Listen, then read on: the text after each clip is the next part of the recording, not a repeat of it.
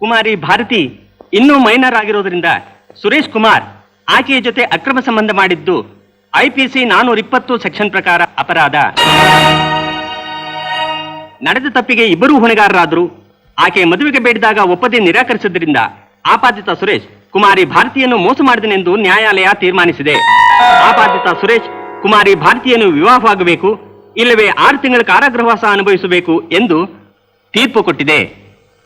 ಈ ಎರಡರಲ್ಲಿ ಒಂದನ್ನು ಆರಿಸುವ ಹಕ್ಕು ಕುಮಾರಿ ಭಾರತಿಗೆ ಸೇರಿದ್ದು. ಲಾಯರ್ ಶಕುಂತಳಾ ಅವರು ಕುಮಾರಿ ಭಾರತೀಯ ಪರವಾಗಿ ವಾದಿಸುತ್ತಾ ಆಕೆಗೆ ಹುಟ್ಟಲಿರುವ ಮಗುವಿಗೆ ಸಮಾಜದಲ್ಲಿ ಸರಿಯಾದ ಸ್ಥಾನ ಕಲ್ಪಿಸಿಕೊಡಲು ಸಹಾಯ ಮಾಡಬೇಕೆಂದು ನ್ಯಾಯಾಲಯವನ್ನು ಪ್ರಾರ್ಥಿಸಿದ್ದಾರೆ. ಆಕೆಯ ವಾದದ ಮುಖ್ಯಾಂಶಗಳನ್ನು ಪರಿಶೀಲಿಸಿ ನೀತಿ ಸೂತ್ರಗಳಲ್ಲಿ ಅವಶ್ಯಕವಾದ ಮಾರ್ಪಾಡುಗಳನ್ನು ಮಾಡಿ ಇನ್ನಾದರೂ ಸ್ತ್ರೀಯರಿಗೆ ನ್ಯಾಯ ದೊರಕುವಂತೆ ಮಾಡಿರೆಂದು ರಾಜ್ಯಾಂಗಕ್ಕೆ ಮನವಿ ಮಾಡಿಕೊಳ್ಳುತ್ತೇವೆ.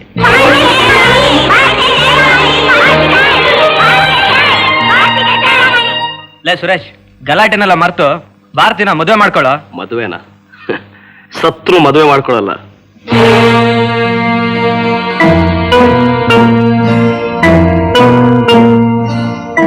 ನೀನ್ ಮದುವೆ ಮಾಡ್ಕೋತೀನಿ ಅಂದ್ರು ನಾನ್ ಸಿದ್ಧವಾಗಿಲ್ಲ.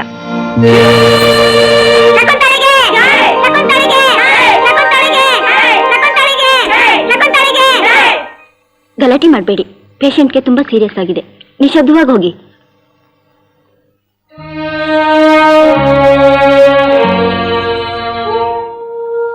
ಆಂಟಿ,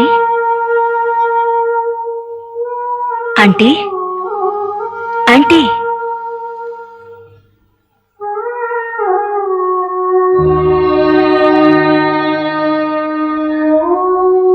ಭಾರತಿ, ಭಾರತಿ, ಜಡ್ಜ್ಮೆಂಟ್ ನಾವು ಗೆದ್ಬಿಟ್ವಿ. ಅವ್ರಿಗೆ ಶಿಕ್ಷೆ ಆಯ್ತು. ತುಂಬಾ ಸಂತೋಷಮ್ಮ. ನಾನು ಹೆಣ್ಣಾಗಿ ಹುಟ್ಟಿದ್ದಕ್ಕೂ ಲಾಯರ್ ವೃತ್ತಿ ಹಿಡಿದಿದ್ದಕ್ಕೂ ಸಾರ್ಥಕವಾಯ್ತು. ಈ ತೀರ್ಪು ಸ್ತ್ರೀ ವಿಜಯಕ್ಕೆ ನಾಂದಿ. ಭಾರತಿ, ದಿಟ್ಟತನದಿಂದ ನೀನು ಹೆಜ್ಜೆ ಇಟ್ಟ ಈ ಹೊಸ ದಾರಿ ಕತ್ತಲಲ್ಲಿರೋ ಹೆಣ್ಣು ಮಕ್ಕಳಿಗೆ ಹೊಸ ಬೆಳಕು ತೋರಿಸ್ತೆ. ಹೌದು, ಹೌದು. ಸರು, ಅಮ್ಮ, ಸರು, ಅಮ್ಮ.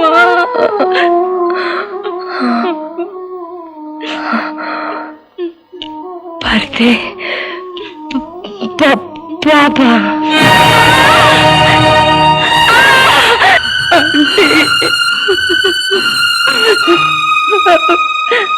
ಆಂಟಿ, ಅಮ್ಮ, ಆಂಟಿ.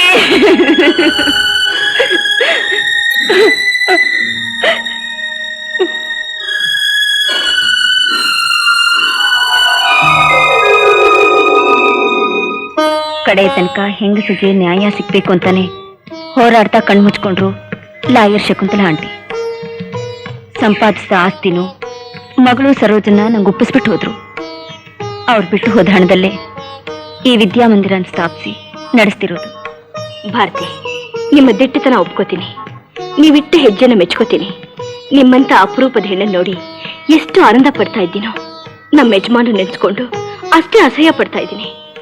ಒಂದ್ ಹೆಣ್ಣಿಗೆ ವಂಚನೆ ಮಾಡಿ ಇನ್ನೊಂದು ಹೆಣ್ಣಿಗೆ ತಾಳಿ ಕಟ್ಟೋ ನನ್ನ ಗಂಡನಂತವ್ರನ್ನ ಏನ್ ಮಾಡಿದ್ರೂ ಪಾಪ ಇಲ್ಲ. ಹೆಂಗಸ್ರ ಮೇಲೂ ಅವ್ರು ಕಟ್ಟಿದ ತಾಳಿ ಮೇಲೂ ಗೌರವ ಇಲ್ಲದೆ ಇರೋ ಇಂಥ ಮೃಗಗಳಿಗೆ ಯಾವ ಕಠಿಣ ಶಿಕ್ಷೆ ಕೊಟ್ಟರೂ ಕಮ್ಮಿನೇ. ಹಾಗೆ ಹೇಳ್ಬೇಡ ಜಯ, ಹಾಗೆ ಹೇಳ್ಬೇಡ. ತಪ್ಪು ಮಾಡೋ ವಯಸ್ಸು, ಚೆನ್ನಾಗಿರೋದು ಎಲ್ಲ ಬೇಕು ಅಂತ ಬಯಸೋ ಮನಸ್ಸು. ಅವತ್ತು ಮಾಡಿದ ಒಂದು ತಪ್ಪಿಗೆ ಇವತ್ತಿನವರೆಗೂ ಶಿಕ್ಷೆ ಅನುಭವಿಸ್ತಾನೇ ಇದ್ದೀನಿ. ಆದ್ರೀಗ ಯಾವ ಪ್ರಾಯಶ್ಚಿತ್ತ ಪಡೋಕ್ಕೂ ಸಿದ್ಧ. ದೇವರು ನಮಗ ಮಕ್ಕಳಿರೋ ಶಿಕ್ಷೆ ಯಾಕೆ ಕೊಟ್ಟ ಅಂತ ಕಣ್ಣೀರಿಡ್ತಿದ್ದೆ. ಕಾರಣ ಏನು ಅಂತ ಈಗ ಗೊತ್ತಾಯ್ತು. ಕಾರಣ ಈಗ ಗೊತ್ತಾಯ್ತು ರೀ. ಸೃಷ್ಟಿ ಮಾಡಿರೋ ದೇವ್ರಿದಾನೋ ಇಲ್ವೋ, ಒಂದು ಜೀವನ ಸೃಷ್ಟಿ ಮಾಡಿ ಪ್ರಪಂಚ ಕೊಡೋ ಹೆಣ್ಣು ಕಣ್ಣು ಕಾಣೋ ದೇವರು ಕಂಡ್ರೆ ಆ ದೇವರಿಗೆ ಮೋಸ ಮಾಡಿದ್ರೆ ಸಾಕು ಜಯ, ಸಾಕು. ನಾನು ಒಬ್ಬ ಮನುಷ್ಯ, ನನಗೂ ಮನಸ್ಸಾಕ್ಷಿ ಇದೆ. ಆವತ್ತು ಮಾಡಿದ ಒಂದು ತಪ್ಪಿಗೆ ಇವತ್ತಿನವರೆಗೂ ನೆಮ್ಮದಿ ಇಲ್ಲದೆ, ಮನಃಶಾಂತಿ ಇಲ್ಲದೆ ಬದುಕಿನ ಅನುಕ್ಷಣಾನು ಸಂಕಟ ಪಡ್ತಾನೆ ಇದ್ದೀನಿ. ಜಯ, ಈ ಕತೆ ನಿನ್ಗೆ ಹೇಳಿದ್ರೆ ನಿನ್ಗೆಲ್ಲ ಬೇಸರವಾಗುತ್ತೋ, ನನ್ನ ಬಗ್ಗೆ ಜಿಗುಪ್ಸೆ ಹುಟ್ಟುತ್ತೋ ಅಂತ ಸುಮ್ಮನಿದ್ದೆ.